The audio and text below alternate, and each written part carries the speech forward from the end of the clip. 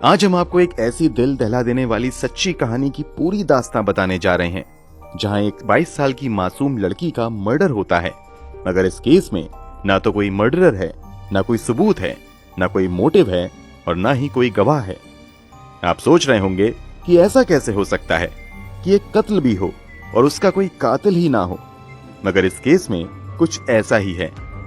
इस एक केस ने एक अमरीकी शहर को हिलाकर रख दिया था। पूरी कहानी आप भी जानेंगे तो हैरान रह जाएंगे। दुनिया इस केस को नादिया मलिक मिसिंग केस के नाम से जानती है। तो क्या है नादिया मलिक मिसिंग केस की पूरी कहानी? चलिए जानते हैं सब कुछ डिटेल से इस वीडियो में। मगर कहानी शुरू करने से पहले अगर आपने इस चैनल को सब्सक्राइब नहीं किया है तो जल्दी से चैनल को सब्सक्राइब कर बेल आइकन दबा लें। चलिए कहानी शुरू करते हैं। ये कहानी भारतीय मूल की लड़की नादिया मलिक की है। नादिया अपने परिवार वालों के साथ अमेरिका के पेंसिल्वेनिया स्टेट के फिलाडेल्फिया नाम की जगह पर रहती थी। नादिया बचपन से ही पढ़ाई में काफी तेज थी। पढ़ाई के दौरान ही जब नादिया की उम्र यही कोई 15-16 साल थी, तभी उसकी मुलाकात भारतीय मूल के ही भूपेंद्र गगन सिंह नाम के लड़के से होती है।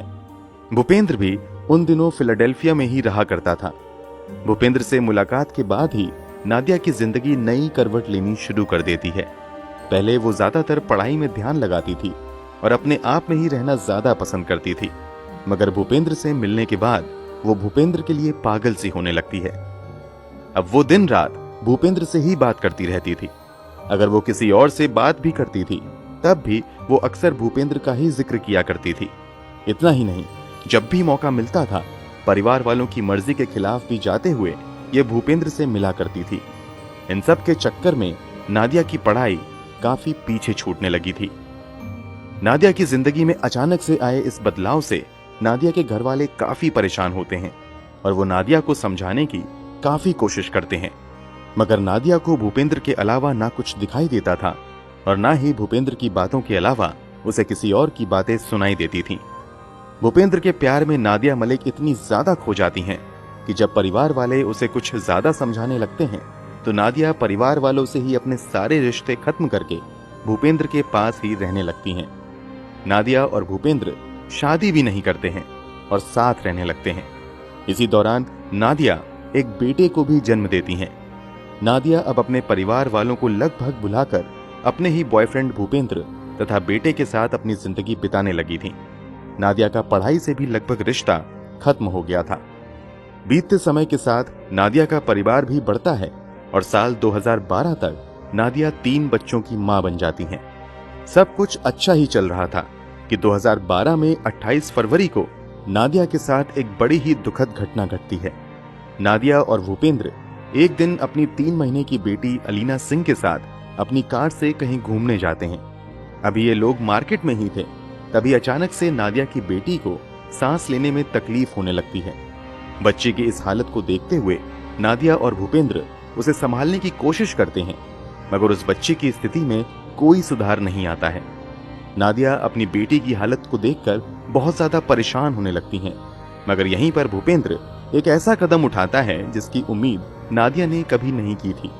दरअसल मरती हुई बेटी को उसी हालत में छोड़कर भूपेंद्र वहां से ये कहते हुए भाग जाता है कि इसे तुम ही संभालो और तुम ही पुलिस को मदद के लिए फोन करो, मैं कुछ नहीं जानता।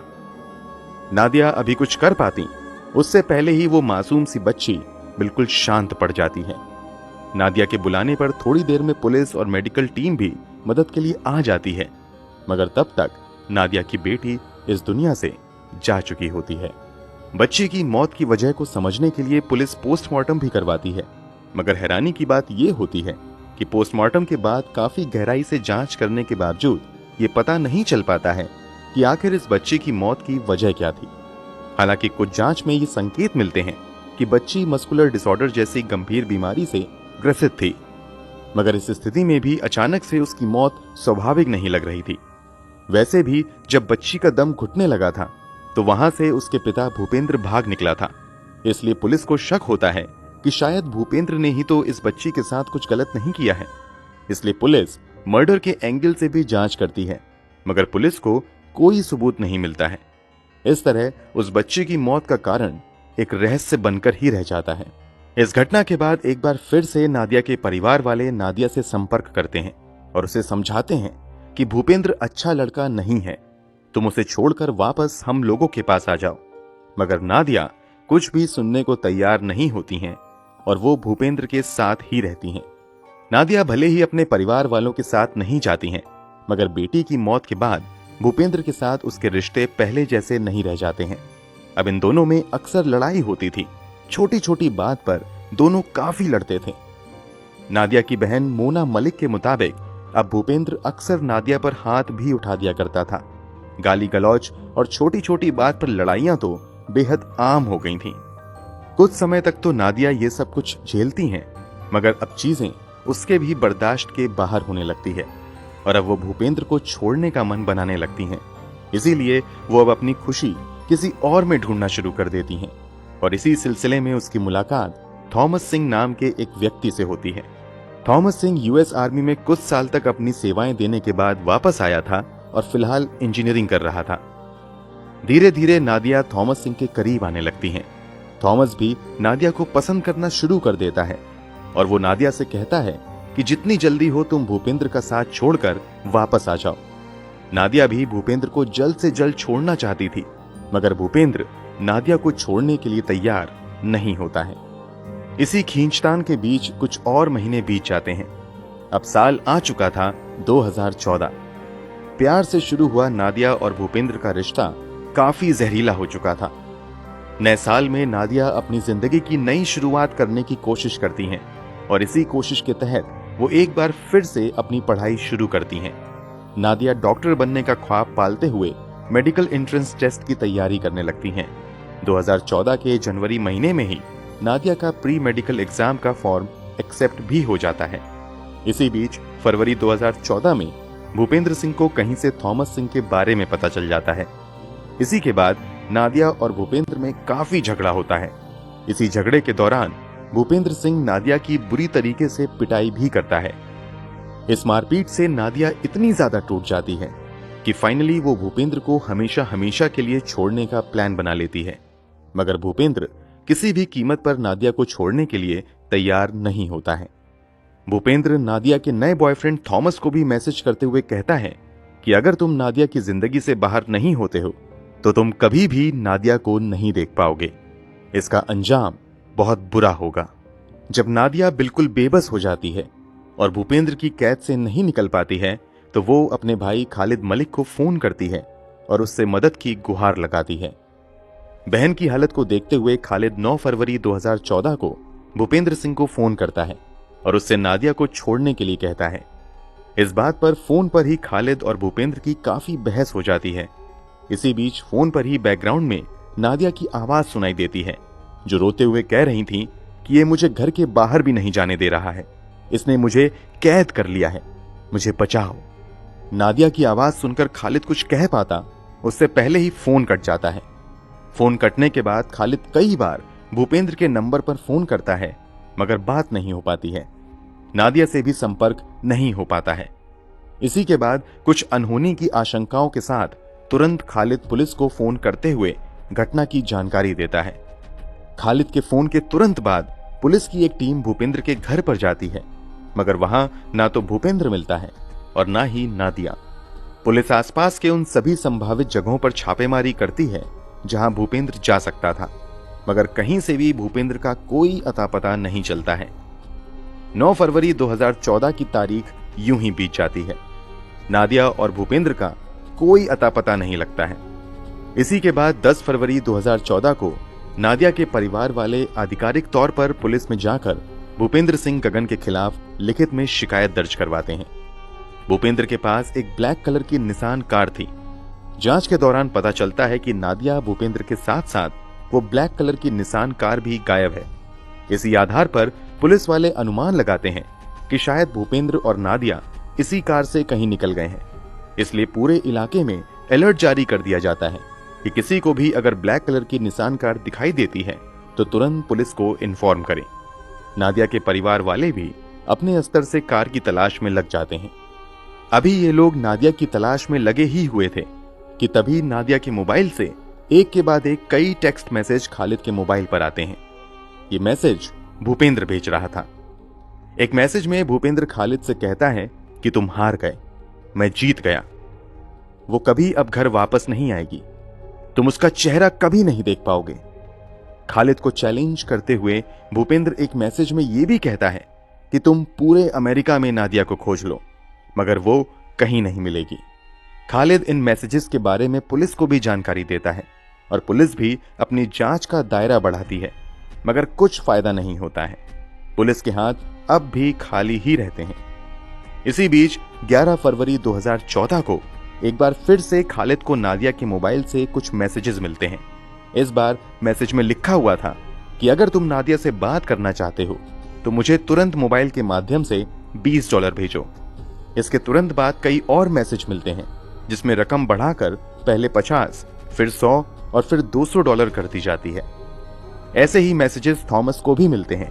उसमें भी यही लिखा हुआ था कि अगर तुम नादिया से बात करना चाहते हो तो तुम मुझे अभी इतने पैसे भेजो। इन मैसेजेस के साथ भूपेंद्र ये भी लिखता है कि अगर तुमने पैसे नहीं भेजे तो तुम कभी दोबारा नादिया की आवाज नहीं सुन पाओगे। इस मैसेज के जवाब में खालिद कहता है कि तुम मुझे कोई सबूत दो जिससे पता चले कि नादिया तुम्हारे साथ है, तो मैं तुम्हें अभी पैसे भेज दूंगा। तुम मुझे कम से कम बस एक बार उसकी हेलो सुना दो तो भी मैं पैसे दे दूंगा, फिर उसके बाद मैं उससे बात करूंगा। खालिद के ये कहने पर भूपेंद्र अंतिम मैसेज ये करता है कि आज के बाद तुम कभी नादिया की आवाज नहीं सुन सकोगे। इधर भूपेंद्र लगातार मैसेज के जरिए ब्लैकमेल करके पैसा हासिल करने की कोशिश में लगा हुआ था। उधर पुलिस की भी कई टीम भूपेंद्र की तलाश में लगी हुई थी, मगर कहीं से भी इन लोगों का कोई अता पता नहीं चल रहा था। पुलिस नादिया के मोबाइल फोन के जरिए भी इन लोगों को ट्रेस करने की कोशिश कर रही थी, मगर कामयाबी नहीं मिल रही थी। पुलिस के मोबाइल ट्रैकिंग के मुताबिक पहले इनकी लोकेशन फिलाडेल्फिया थी, फिर ये लोग वॉशिंगटन की तरफ जाते हैं और वॉशिंगटन से ये लोग न्यूयॉर्क सिटी की तरफ जाते हैं। मगर जब ये लोग ओहायो शहर पहुंचते हैं तो यहां आकर इनके मोबाइल में मूवमेंट बंद हो जाती है। इस बार पुलिस की एक टीम ओहायो तक आती है। पुलिस पीछा करते हुए उस घर तक भी पहुंच जाती है जहां भूपेंद्र आकर रुकता है।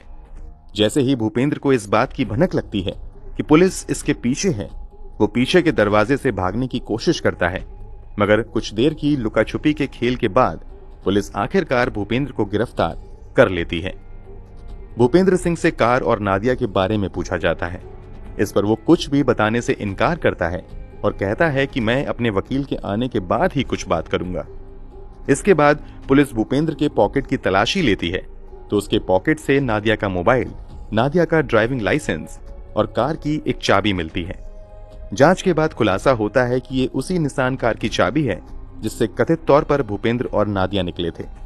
पुलिस वालों की पूछताछ में भूपेंद्र बताता है कि मैंने कार के साथ नादिया को फिलाडेल्फिया में ही छोड़ दिया था, मगर भूपेंद्र की बात इसलिए झूठ लग रही थी क्योंकि नादिया के परिवार वालों के मुताबिक उस कार की तो बस एक ही चाबी थी और वो चाबी भी भूपेंद्र की जेब से मिली थी। तो ऐसा कैसे हो सकता है कि नादिया बिना चाबी के ही कार चला रही हो? भूपेंद्र के चेहरे पर चोट के भी निशान थे। इस बारे में पूछे जाने पर भूपेंद्र बताता है कि जब नादिया से उसकी मुलाकात आखिरी बार हुई थी तो यहीं पर दोनों की लड़ाई हो गई। नादिया ने भी उस पर हमला किया, जिस कारण उसके चेहरे पर यह खरोच और चोट के निशान हैं। अब पुलिस की कई टीम नादिया को खोजने में लग जाती है। पुलिस की बड़ी चहल पहल के बीच इस केस की चर्चा फिलाडेल्फिया में भी जोरों शोर से होने लगती है। हर किसी की जुबान पर बस एक ही सवाल था कि नादिया और वो निसान कार कहां है। नादिया फिलाडेल्फिया की सबसे बड़ी रहस्य बन चुकी थी। पुलिस की जांच जारी रहती है, मगर हाथ खाली ही रहता है। नादिया की मिसिंग रिपोर्ट 10 फरवरी 2014 को लिखाई गई थी और अब तारीख आ चुकी थी 20 फरवरी 2014। 20 फरवरी 2014 को फिलाडेल्फिया के मार्पल टाउनशिप पुलिस डिपार्टमेंट में एक अनजान व्यक्ति कॉल करता है और कहता है कि एक ब्लैक कलर की निसान अल्टिमा कार फिलाडेल्फिया के मार्केट स्ट्रीट के पास 30th स्ट्रीट पर खड़ी है। इसी कार में शायद नादिया हो सकती है। आखिर ये कॉल किसने की थी, उसके बारे में हम आपको वीडियो में आगे बताएंगे। फिलहाल बताते हैं कि इस एक कॉल के बाद क्या होता है। पुलिस की एक टीम भागते हुए उस जगह पर जाती है तो वहां सच में एक ब्लैक कलर की निसान अल्टिमा कार खड़ी थी। कार पूरी तरीके से बर्फ से ढकी हुई थी। हैरानी की बात तो ये थी कि उस कार पर 8 पार्किंग टिकट्स लगे हुए थे। मतलब इस जगह पर कार को खड़ी करने से पहले कई दूसरी जगह इल्लीगल तरीके से इसे पार्क किया गया था। इस कारण पुलिस ने उस पर पार्किंग टिकट्स भी लगाए थे, मगर पहले किसी को उस कार के अंदर लाश दिखाई नहीं दी। आनन फानन में उस कार को खोला जाता है। कार के अंदर पुराने कपड़ों के ढेर थे। इसके अलावा काफी सामान बिखरा पड़ा था। पहले तो पुलिस को कुछ भी नजर नहीं आता है, मगर जब उन कपड़ों के ढेर को हटाया जाता है तो उन कपड़ों के ढेर के नीचे नादिया की लाश पड़ी हुई मिलती है। जिस नादिया की तलाश पिछले 10 दिनों से हो रही थी, वो अब पुलिस को कार के अंदर कपड़ों के ढेर के नीचे मरी हुई मिलती है। मृत्यु के समय नादिया की उम्र सिर्फ 22 साल थी। लाश मिलते ही पुलिस उसे पोस्टमार्टम के लिए भेज देती है। नादिया का पोस्टमार्टम करने वाले डॉक्टर की टीम की ओर से 21 फरवरी 2014 को एक प्रेस कॉन्फ्रेंस किया जाता है, जिसमें कहा जाता है कि नादिया के शरीर पर किसी भी तरह के फिजिकल ट्रॉमा के निशान नहीं मिले हैं। पोस्टमार्टम के दौरान भी मौत की वजह और मृत्यु के तरीकों से संबंधित कुछ भी पता नहीं चल पाया है। मृत्यु के कारणों तथा तरीकों को समझने के लिए सैंपल्स फॉरेंसिक लैब भी भेज दिए जाते हैं। क्योंकि शुरुआती रिपोर्ट में कुछ भी पता नहीं चल पाया था, इसलिए भूपेंद्र को गिरफ्तार नहीं किया जाता है। फिर भी पुलिस उसे शहर में ही रहने को कहती है और उस पर नजर रखी जाने लगती है। मगर अप्रैल 2014 में भूपेंद्र पुलिस के नियमों को तोड़ते हुए कहीं चला जाता है। इसी के बाद उसे गिरफ्तार करते हुए जेल में डाल दिया जाता है। हालांकि कुछ ही महीने बाद भूपेंद्र को कोर्ट से बेल भी मिल जाती है और वो फिर से आजाद हो जाता है। उम्मीद की जा रही थी कि महीने 2 महीने में फॉरेंसिक लैब से नतीजा आ जाएगा, मगर वहां से 8 महीने बाद जाकर अक्टूबर महीने में रिपोर्ट आती है। उम्मीद की जा रही थी कि इस रिपोर्ट में कुछ ऐसा होगा जिसके आधार पर नादिया के बॉयफ्रेंड भूपेंद्र सिंह पर हत्या का मुकदमा दर्ज किया जा सकेगा। मगर हर कोई उस वक्त शॉक्ड रह जाता है जब फॉरेंसिक रिपोर्ट में भी यही कहा जाता है कि काफी मेहनत और कई दौर की जांच के बावजूद डॉक्टर की टीम मौत के कारणों का पता नहीं लगा पाई है। इतना ही नहीं, मौत किस तरीके से हुई उस बारे में भी कोई जानकारी नहीं मिल पाई है। इस रिपोर्ट के बाद पुलिस कई नामी जासूस को इस केस की जांच में शामिल करती है। कई महीनों तक जांच चलती रहती है, मगर पुलिस के हाथ कोई जानकारी नहीं लगती है। हालांकि डिटेक्टिव अपनी पूरी जांच के बाद सर्कमस्टेंशियल एविडेंस के आधार पर भूपेंद्र सिंह पर ही नादिया को जहर देकर हत्या का शक जताते हैं, मगर उनके पास कोई सबूत नहीं था, इसलिए पुलिस भूपेंद्र पर कोई मामला दर्ज नहीं कर पाती है। काफी कोशिशों के बाद भी जब पुलिस को भूपेंद्र के खिलाफ एक भी सबूत या गवाह नहीं मिलता है, तो फाइनली पुलिस कोर्ट में नादिया की हत्या को रहस्यमयी मौत बताते हुए क्लोजर रिपोर्ट फाइल कर देती है। अंततः कुछ महीने बाद ही ये केस बंद भी हो जाता है और भूपेंद्र आजाद अपनी जिंदगी जी रहा होता है। 22 साल की नादिया अपने 2 छोटे छोटे बच्चों को छोड़कर मर गई, मगर उसे किसी ने नहीं मारा। पुलिस द्वारा केस बंद किए जाने के बाद नादिया के परिवार वाले अपने स्तर से इस केस की जांच करवाने के लिए कुछ प्राइवेट डिटेक्टिव को भी हायर करते हैं। प्राइवेट डिटेक्टिव अपनी जांच में कुछ सबूत इकट्ठा करते हैं। उसके आधार पर नादिया के परिवार वाले फिर से पुलिस द्वारा इस केस को खोलने की अपील करते हैं, मगर प्राइवेट डिटेक्टिव द्वारा कलेक्ट किए गए एविडेंस की जांच के बाद पुलिस ये कहते हुए इस केस की दोबारा जांच करने से इनकार कर देती है कि उन सबूतों में कोई दम नहीं है। 2015 में नादिया का भाई खालिद मलिक नादिया की मौत से संबंधित जानकारी देने वाले व्यक्ति को पहले 50,000 फिर $1 लाख का इनाम देने का ऐलान करता है। महीनों बीत जाते हैं, मगर एक भी काम की जानकारी कहीं से नहीं मिल पाती है। वैसे प्राइवेट डिटेक्टिव ने जो सबूत इकट्ठा किए थे, उसके आधार पर नादिया के परिवार वालों ने दावा किया कि नादिया को दाहिने हाथ में जहरीला इंजेक्शन भी लगाया गया था।